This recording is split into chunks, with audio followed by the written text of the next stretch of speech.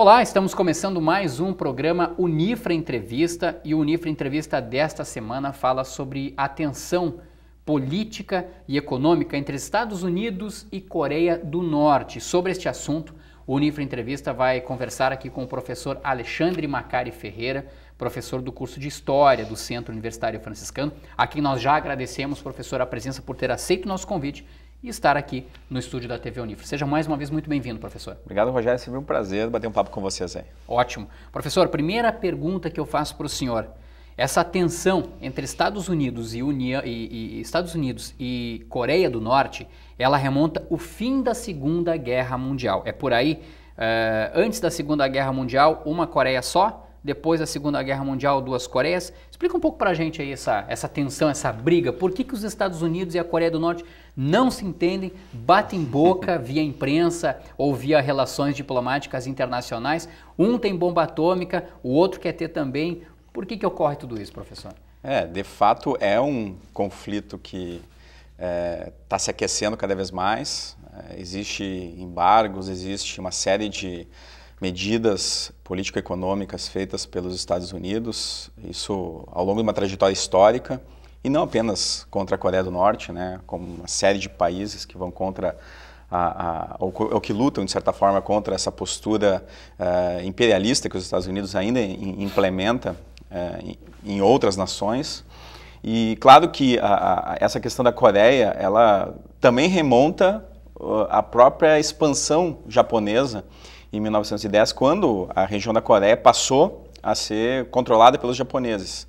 Então, de 1910 até o fim da Segunda Guerra, essa foi uma região dominada pelos japoneses.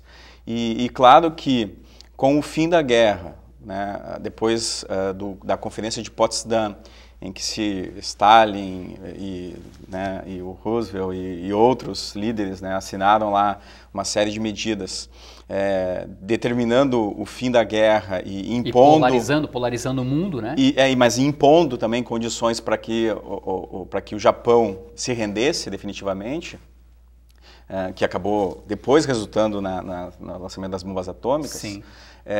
Evidenciou-se essa divisão de várias áreas do mundo, né? Então, criou-se a Alemanha Oriental, a Alemanha Ocidental, dividindo Berlim ao meio. As próprias regiões da Áustria foram também divididas entre os países, entre aspas, vencedores do conflito. E Viena também ficou dividida.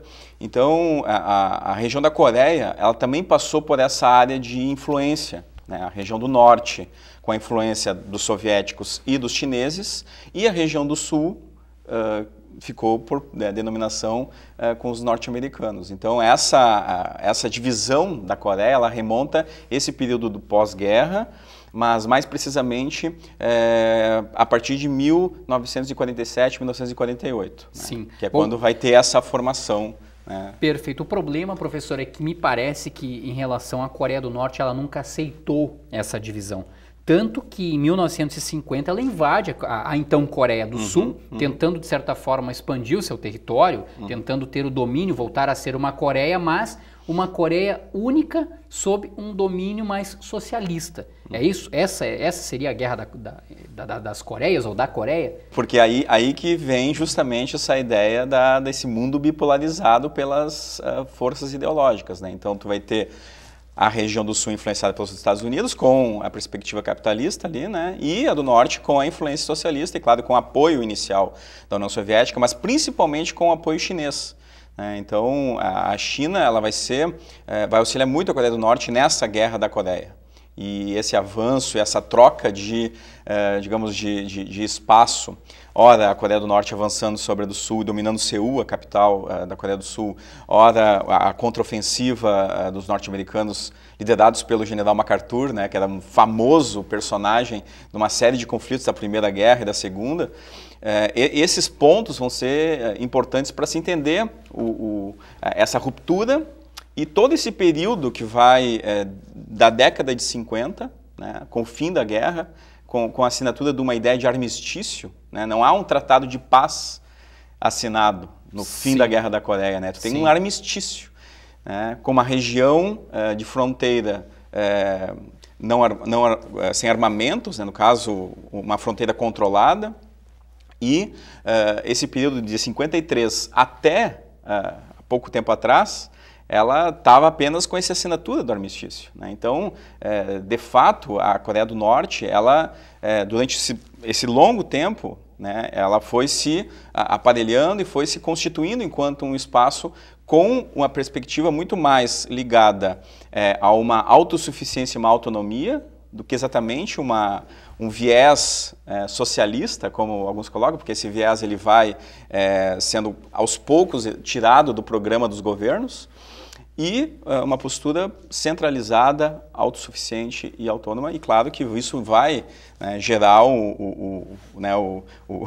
uma desconfiança por parte da Coreia do Sul, que é a sua vizinha e sua parceira histórica, no caso, né, e os demais países da região, incluindo os Estados Unidos. A Guerra da Coreia, professor, nós tivemos aí 4 milhões de mortos, né, entre coreanos, entre, enfim, chineses, enfim, todos que se auxiliaram ali, uma guerra até muito forte para a metade ali do século passado.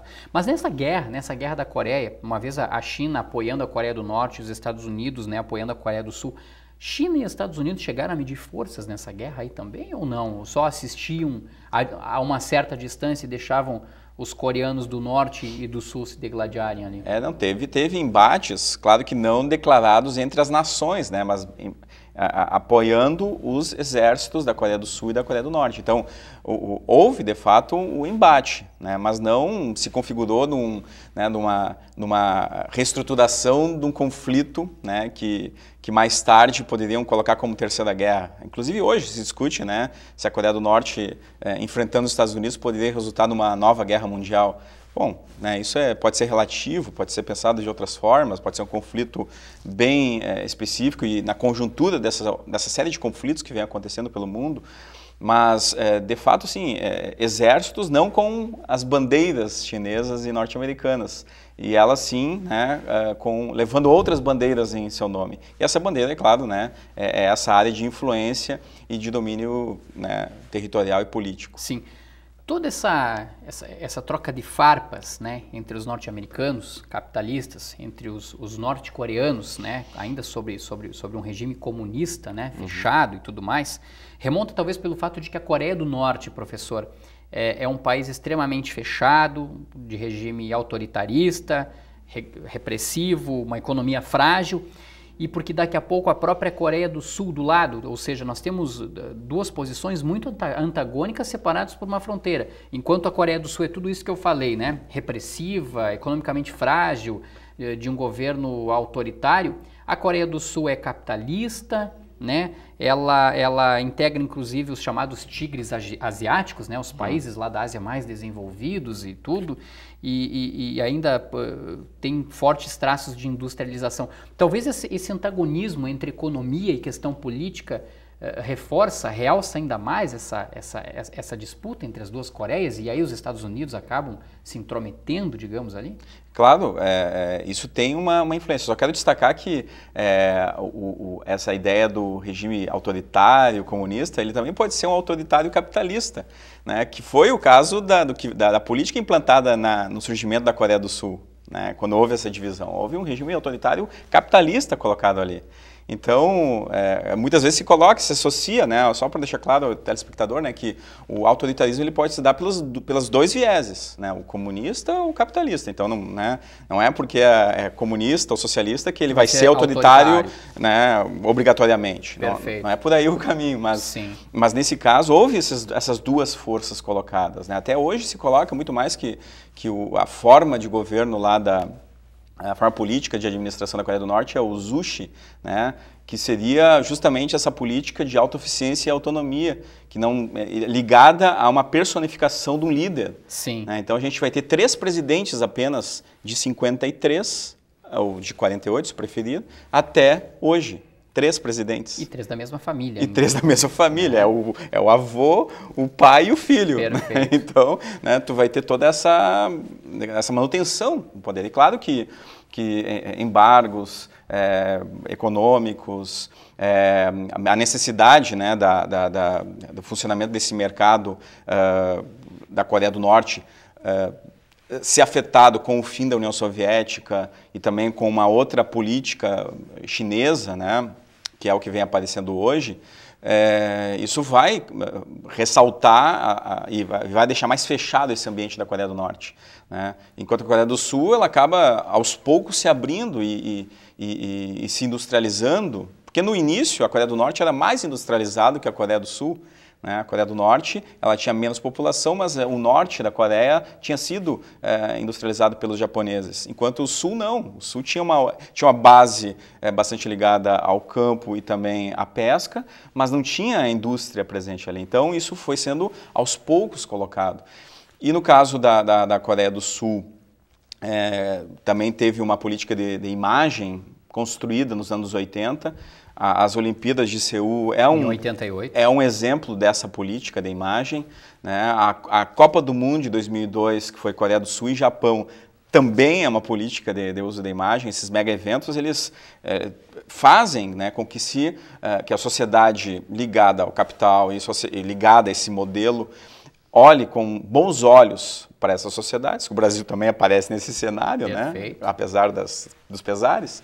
Então, todas essas políticas elas vão dando uma imagem de abertura, de poder e de liderança da Coreia do Sul ao longo do tempo, né? Mas há pouco tempo atrás, só para destacar, uma presidenta sofreu um impeachment lá na Coreia do Sul também. Então, há uma crise política instaurada lá, né? E essas crises, elas, em certos momentos da história da Coreia, elas foram sendo bastante acentuadas. Por exemplo, no fim dos anos 2000, quando havia uma tentativa de relação e de aproximação com a Coreia do Norte pelos presidentes coreanos, a chamada política do Sol, né, tentou-se estabelecer uma perspectiva de reunificação das Coreias, né? Só que acontece em 2001 o ataque às Torres Gêmeas e, né, todos esses avanços que estavam ocorrendo, não apenas nesse espaço, mas em outros tantos, acabam regredindo, né? E isso, sem dúvida, tem também o dedo dos Estados Unidos, né, porque ele vai acabar escolhendo países e fazendo uma espécie de eixo do mal, que aí entram, né, os países do Oriente Médio lá, principalmente o Iraque, o Afeganistão, a Coreia do Norte e a Venezuela e Cuba aqui na América, né? Então vai se criar o eixo do mal. Então essas políticas, elas são políticas externas bem pensadas pelo governo norte-americano com a lógica da instituição do medo, que é a política, né, que eles conseguem fazer e defender muito bem dentro daquela sociedade norte-americana, né? Sim, tá certo. Olha só, o Unifra Entrevista vai fazer um intervalo rápido de 1 minuto para você tomar uma água, fazer um lanche rápido. Na sequência, a gente vai voltar com o professor Alexandre Macari Ferreira, do curso de História aqui do Centro Universitário Franciscano, para falar mais, né? Suscitar mais histórias, e inclusive de que maneira a tensão entre os Estados Unidos e a Coreia do Norte pode interferir, inclusive aqui no Brasil. Voltamos em 1 minuto.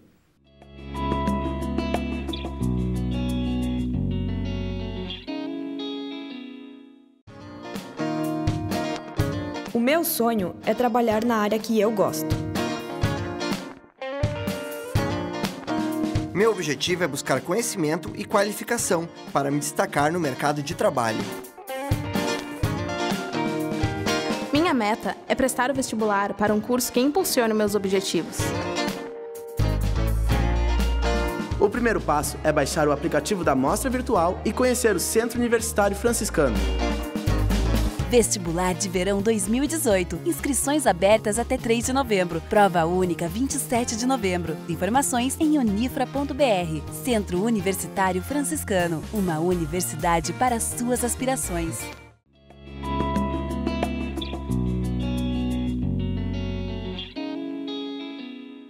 Estamos de volta com o programa Unifra Entrevista, e o Unifra Entrevista desta semana fala sobre a tensão entre os Estados Unidos e a Coreia do Norte. Para falar sobre esse assunto, o Unifra Entrevista recebe como convidado do programa o professor Alexandre Macari Ferreira, que é professor do curso de História do Centro Universitário Franciscano, e a quem nós, mais uma vez, professor Alexandre, agradecemos a sua presença aqui no estúdio da TV Unifra.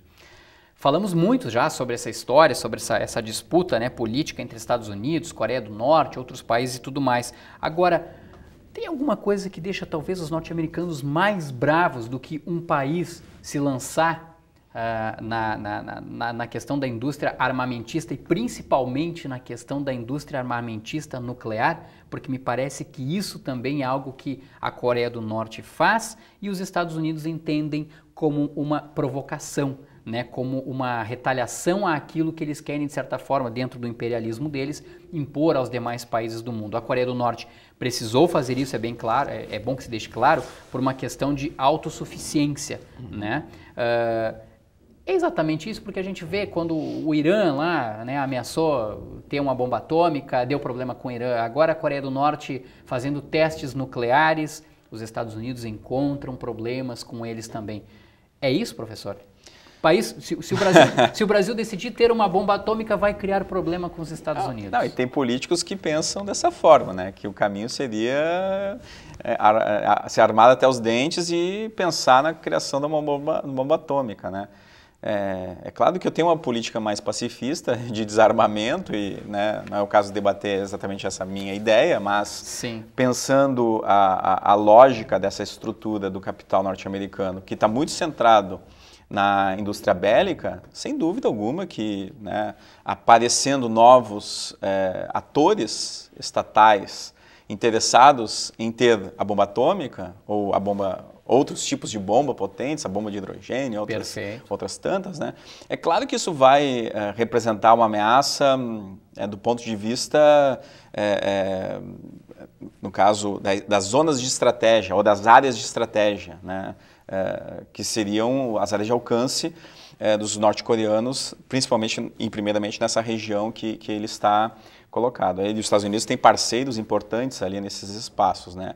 Então, o Japão, a Coreia do Sul e mesmo a China, em algumas áreas, né, estabelecem parcerias econômicas com os Estados Unidos, e isso afeta, né, aquela região. Mas claro que também, por outro lado, a própria forma como se dá essa ideia deles, no caso dos norte-coreanos, não poderem constituir a bomba atômica, não há um pensamento, uma autocrítica norte-americana de desarmamento.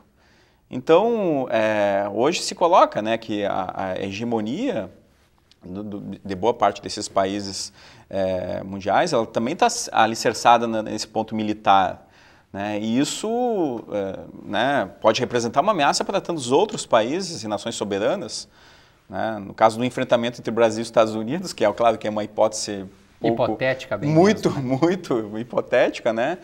Quais seriam as condições do Brasil, do ponto de vista da tecnologia militar e dos armamentos, em confrontar-se com os norte-americanos? Então é muito difícil, né, tu pensar dessa forma. E claro que a Coreia do Norte é um país muito pequeno, mas muito fechado, e é isso que está por trás dessa cortina, né, que não consegue ser atingido pelos olhares de controle dos norte-americanos, é que afeta essa ideia da estabilidade, né? E, né, porque quando se invadiu o Iraque, se falava que se tinha armas de destruição em massa no Iraque, e não foram encontrados nada. E como é que ficou essa história, né? Então, é de fato uma política, né, de ser a polícia do mundo, né, essa que os Estados Unidos faz. Só que, né, temos que relativizar toda essa ideia de influência norte-americana, né? E por isso que, veja, eu sou contra os armamentos, mas eu entendo perfeitamente a lógica, né, por mais maluca que seja, né, do presidente Kim Jong-un, né, norte-americano. Então, a gente tem que, né, tentar entender, né, como se dá e onde está aparecendo essa área de conflito. Sim. Nós tivemos, professor, em 2016 aí, o quinto teste nuclear, né, propriamente dito, divulgado e tudo mais. E aí os rumores de que o país, de que a Coreia do Norte, no caso, né, planeje possíveis conflitos nucleares. De fato é isso, professor? A Coreia do Norte quer um conflito nuclear? Porque me parece que como ficaria a imagem dela perante a opinião pública mundial, ela promovendo ataques nucleares. Essa é a política do medo que, inclusive agora, né, com as últimas declarações do presidente Trump, né, acabou gerando uma resposta dos norte-coreanos, colocando que os Estados Unidos vão sofrer como nunca sofreram. Né? E como sofrer como nunca sofreram? Né? Muito provavelmente com, né, uma retaliação nuclear. E isso é algo muito, muito delicado de ser pensado, né? Porque ao mesmo tempo que pode ocorrer esse conflito, que seria catastrófico para o mundo, né? Conflitos nucleares, muitos países aliados dos Estados Unidos possuem armas atômicas. Né? Então, o que sobraria dessa população civil norte-coreana? Né? Há casos de muitos norte-coreanos tentar fugir da região, né, da Coreia do Norte. Então, tem que se, né, pensar. E é claro que o papel da ONU nessa história toda, que seria um papel, né, apaziguador e principalmente, né, de não estar ligado a um país, ela não existe, porque a ONU está ligada a um país. E esse país são os Estados Unidos e seus aliados. Então, isso historicamente, né, porque uma das primeiras ações que a ONU teve foi também na Guerra da Coreia. A ONU surge nesse contexto... 1948. Surge, né, no contexto pós-Segunda Guerra. Né? Então, a ONU já naquele período, né, nessa política de apaziguamento, na verdade, era muito mais tentativa de controle e atender os interesses dos norte-americanos, né, do que exatamente apaziguar. E ao longo desses mais de 50 anos, o apaziguamento ele sempre favoreceu aos países ligados aos Estados Unidos. Sim. Ou ao próprio Estados Unidos. O senhor fala da ONU, né, Organização das Nações Unidas, pois o Conselho de Segurança, após esse último teste nuclear da Coreia do Norte, impôs uma série de sanções. Por exemplo, a Coreia do Norte não deve fornecer, vender ou transferir carvão, que é um produto mineral muito abundante, né, na Coreia do Norte. O ferro e o minério de ferro também do território norte-coreano, exceto para fins de subsistência. Aí eu pergunto assim, professor, com toda essa, os Estados Unidos de um lado, né, tentando bloquear essa autossuficiência norte-coreana, a ONU do mesmo lado também impondo sanções, né, os norte-coreanos tentando rebater tudo isso. De que maneira isso repercute aqui no Brasil? Né? Se houver uma guerra bélica, uma guerra armada, né, não só de palavras como ocorre nesse momento, quais as consequências de uma guerra entre Estados Unidos e Coreia do Norte para o Brasil? Pensando nessa hipótese, né, é claro que a gente tem que entender que o Brasil é uma potência regional, né, aqui na América Latina. Ela tem uma área de influência bem significativa do ponto de vista econômico, do ponto de vista político, né? E mesmo um país atravessando crises políticas como o nosso, ele tem uma condição de né, ter um diálogo, estabelecer uma área de voz ativa na América Latina. Né?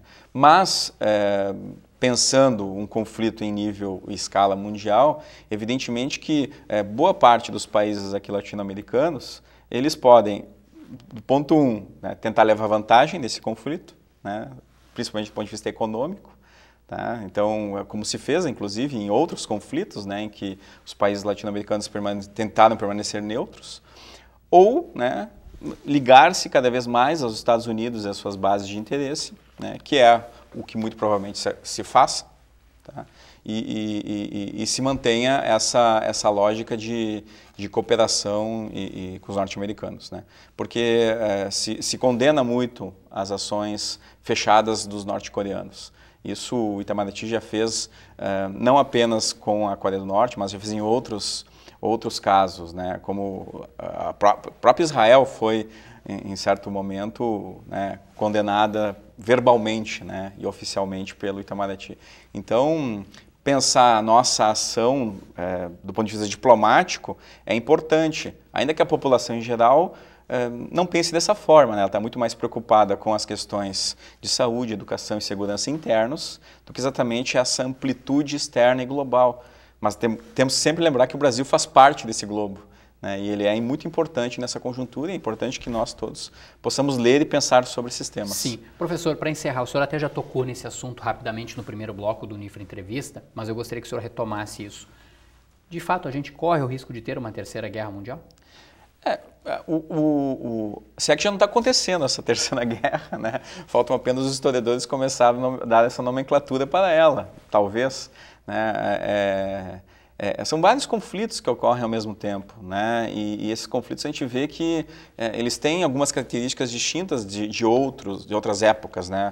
Por exemplo, na Primeira e Segunda Guerra tinha a questão territorial muito presente e as questões econômicas também ligadas a isso, mas a territorial muito enfocada. E no caso, hoje, a gente vê que o território ele pode ser ocupado, e é ocupado, né, em alguns casos, como o Iraque, como o Afeganistão, e a Síria também vem sofrendo algumas intervenções nesse sentido. Mas, por outro lado, a forma de domínio ele é muito mais virtual, e o espaço e a influência econômica, ela não exige mais que a gente tenha terra para controlar o espaço. Né? Então, a Terceira Guerra ela pode estar em andamento, a gente não está nem sabendo. Né?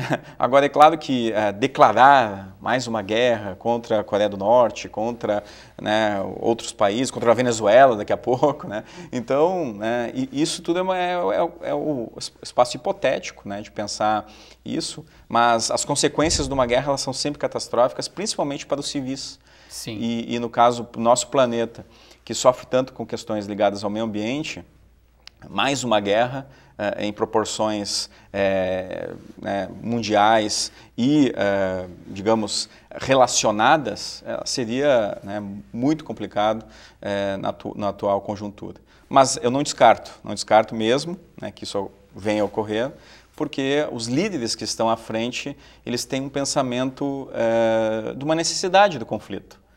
E isso, né, eles foram eleitos, no caso, o Trump foi eleito para isso, e lá a família Kim, né, não precisa ser eleita porque, né, ela já é colocada de uma forma perpetuadora no poder. Infelizmente, os dois lados pensam que a guerra pode ser o fim para tudo isso, né? E aí daqui a pouco estariam trabalhando para isso. Professor Alexandre Macari Ferreira, do curso de História aqui do Centro Universitário Franciscano, muito obrigado pela sua participação aqui no Unifra Entrevista, que nesta edição o professor falou sobre essa tensão entre Estados Unidos e Coreia do Norte. E nós, né, brasileiros que estamos assistindo, por enquanto, apenas assistindo esses acontecimentos. Tomara que cessem rápido. Muito obrigado. Obrigado, Geraldo. Nós é que agradecemos a sua participação aqui. Lembrando que o Unifra Entrevista pode ser conferido na íntegra, caso você tenha acessado agora, né, o canal 15 da NET, as reprises do Unifra Entrevista e também no Unifra Online, o nosso canal do YouTube. Lá você pode acompanhar não só o Unifra Entrevista, mas também outros programas aqui da TV Unifra. Nós voltamos na próxima sexta-feira com um novo tema. Um grande abraço a todos e até lá.